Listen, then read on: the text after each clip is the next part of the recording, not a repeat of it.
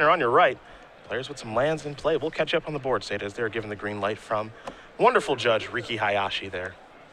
It's been nice to see Riki was, not judging a lot of our tournaments and feels like he's been back in the fold recently. We've seen him in a lot more events. We'll see him in New Jersey next weekend, that's for sure. Yep. Of course, our crew fix here. On Llanowar Waste on top of the deck there for Steiner.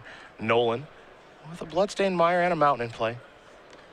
Just looking for that white mana, and it's a nomad outpost, so that'll give him that. Even though it's a little slow to the party, you can see a Crackling Doom over in David's hand. Pass the turn back over to Steiner. Steiner will draw that copy of Llanowar Waste. Top card is now a Nissa World Waker. Great card in this matchup. And I think the card in play is also one of the better cards for Abzan in the matchup. Courser is not that easy for Mardu to get off the table, and if you're squeezing out any advantage, it's a big deal. Trigger there from the Courser. There's an attack for 2. That'll work there for Ben. I'll see if he's got any follow-up play. Well, yes, he does. It's a Siege Rhino. And with David not already on the board and without real sweepers for the matchup, even a start this innocuous from Ben, I think, is going to be a challenge for him to catch up to. Particularly with Nissa on top of the deck. Looks like he'll be sacrificing the Bloodstained Mire now. So a Swamp or a Mountain coming here for Nolan. Would be surprised if it wasn't a Swamp, but we will see here in just a moment. First couple of turns for these 3-color decks is all about getting the mana online, and then you start casting those powerful spells. Well, the tempo of David's draw here was shot to pieces there by playing that Nomad Outpost on turn 3. If he's able to play Crackling Doom or a threat card on turn 3, then the board looks much different. But having to play that land as his third land means he didn't do anything on the third turn, and now he's quite a ways behind. He's definitely got some catching up to do. Does have an answer to Siege Rhino in hand in Crackling Doom, so answering the big Rhino is not much of a problem here for David, but Courser's incremental advantage and that Nissa on top of the deck, that's the concern, I think. For sure. I mean, I'm pretty sure Ben would be happy to trade turns here. The Siege Rhino already gets to deal its damage. The Courser stays in play, gets a hit again. Nissa, one assumes, will be cast next turn, and that demands an answer. Mountain there for Nolan. And David can't really try to catch up with blockers because that potentially plays into Ben's removal spells. So that's very dangerous to just, do something like just try to cast a Butcher and hope that it's good. Mm-hmm.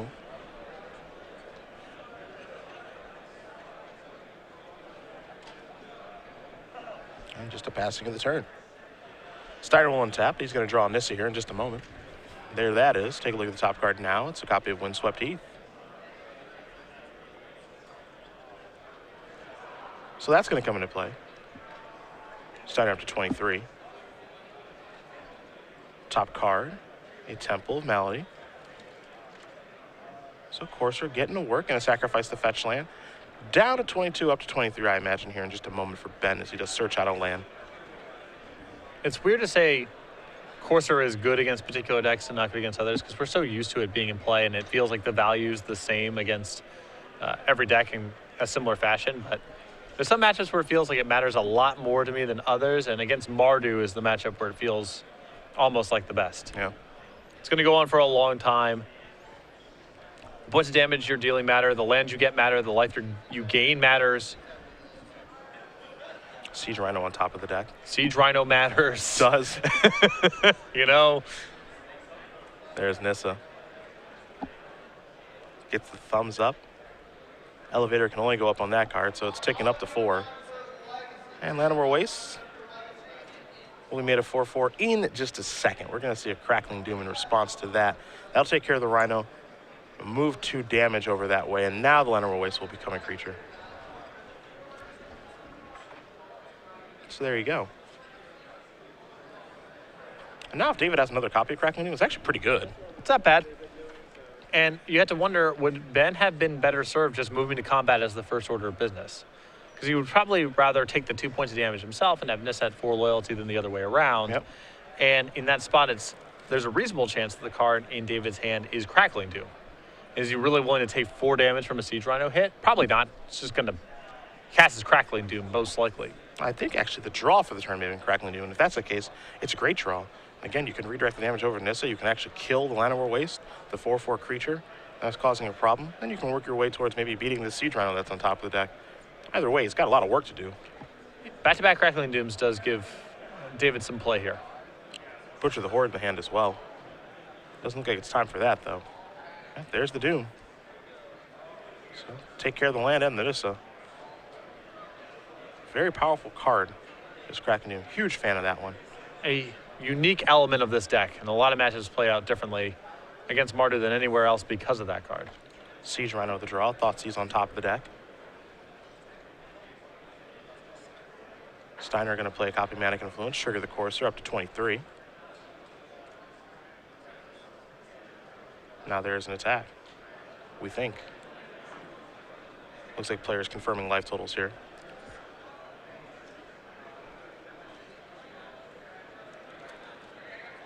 And now there's an attack. Nolan down to 10. Here's a Rhino.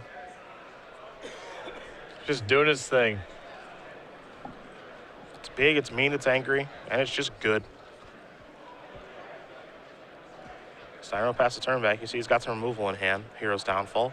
Thoughtseize on top of the deck. Has to be feeling pretty comfortable, as David Nolan has just been behind the entire game trying to catch up. Exactly. And this Goblin Rabble Master that David just drew is sort of endemic of the problems with the matchup here. He can't always deploy his cards on the board at any given time because there are much more moving parts.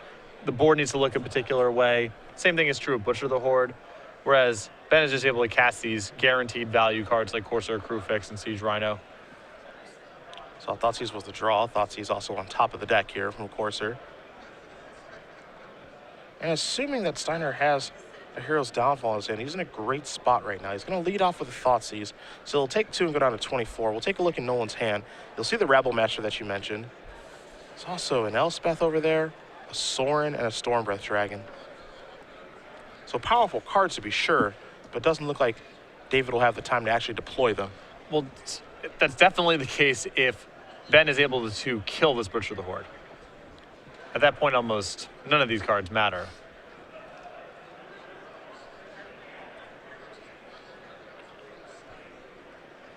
Ben giving this some thought here.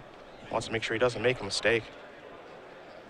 And the options are plentiful for what to take with the Thoughtseize. All the cards are quite good. But not clear how much of them really matter in the scheme of things.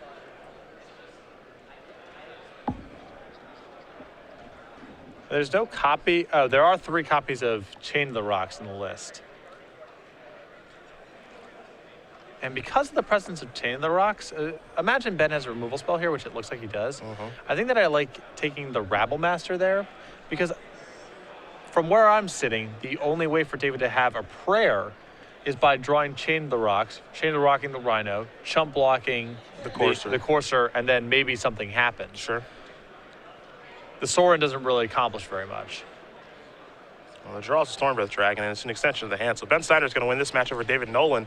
2-1. Abzan midrange moving on, taking down Mardu midrange. And for Ben, he'll be getting paired against another Mardu deck, but it's got a more aggressive slant in the hands of Andy Ferguson. I think Ben's going to be well equipped for the matchup, but again, Andy's been untouched, and he'll be on the play. So even though I think the more aggressive tilting of his deck is not going to be good in this matchup, being on the play with 1-drops is always nice.